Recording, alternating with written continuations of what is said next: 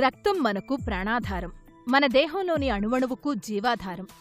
మన ఒంట్లోని ప్రతి కణానికి పోషకాలతో పాటు ప్రాణవాయువును అందించేది, ఆపద సమయంలో ప్రాణాల్ని నిలబెట్టేది ఈ సంజీవినే.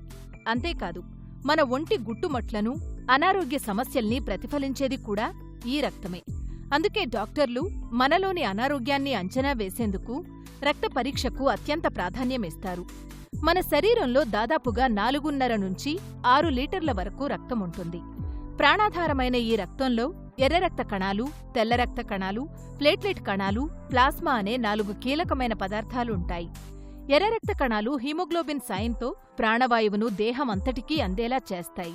తెల్ల రక్త కణాలు ఇన్ఫెక్షన్లతో యుద్ధం చేస్తాయి. ఇక ప్లేట్లెట్ కణాలు రక్తం గడ్డకట్టడానికి సాయపడతాయి. మనం తీసుకున్న ఆహారంలోని పోషకాల్ని ప్లాస్మా ద్రవపదార్థం శరీరమంతటికీ అందిస్తుంది. రక్త పరీక్ష సాయంతో ఈ 4 కీలకమైన పదార్థాల తీరుతెన్నులు తెలుసుకోవడం ద్వారా మొత్తంగా మన ఆరోగ్యంపై డాక్టర్లు ఒక అంచనాకి రాగలుగుతారు. సాధారణంగా 1 లీటర్ రక్తంలో ఎర్ర రక్త కణాలు పురుషుల్లో అయితే సుమారుగా 4 నుండి 3.2 నుంచి 5 నుండి 7.2 ట్రిలియన్ కణాలు, మహిళల్లో 3.90 నుంచి 5.03 ట్రిలియన్ కణాలు ఉంటాయి.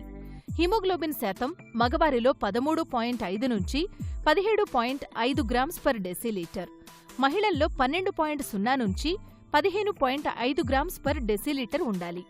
ప్లాస్మా ద్రవపదార్థం పురుషుల్లో 38 నుంచి 50% వరకు, మహిళల్లో 35 నుంచి 44.5% వరకు ఉంటుంది. ప్లేట్లెట్ కణాలు సుమారుగా 1,50,000 నుంచి 4,50,000 పర్ మైక్రోలీటర్ ఉండాలి. రక్త పరీక్షలో ఎర్ర రక్త కణాలు, హీమోగ్లోబిన్ తక్కువగా ఉంటే రక్తహీనత ఉన్నట్టు లెక్క. ఎర్ర రక్త కణాలు, హీమోగ్లోబిన్ ఎక్కువగా ఉంటే పాలిసైథీమియా లేదా గుండె జబ్బుకు సంకేతంగా అనుమానించాలి. తెల్ల రక్త కణాలు తక్కువగా ఉంటే leukaemia and blood cancer, auto immune disorders ఉన్నట్లు, తెల్ల రక్త కణాలు ఎక్కువైతే వ్యాధి నిరోధకత బలహీనంగా ఉందని, ఒంట్లో ఏదో ఇన్ఫెక్షన్ ఉందని అర్థం చేసుకోవాలి. ప్లేట్లెట్ కణాలు ఉండాల్సిన దానికన్నా తక్కువగా ఉన్నా లేదా ఎక్కువగా ఉన్నా థ్రాంబోసైటోపీనియా, థ్రాంబోసైటోసిస్ వంటి జబ్బులేవో ఉన్నట్టు లెక్క. ఖచ్చితమైన నిర్ధారణ కోసం మరిన్ని పరీక్షలు చేయాల్సి ఉంటుంది. చూసారా, ఒక రక్త పరీక్ష సాయంతో మన ఆరోగ్యం గురించి ఎన్ని విషయాలను తెలుసుకోవచ్చో. ఇదండి రక్త పరీక్ష వెనక కథా కమామేషు.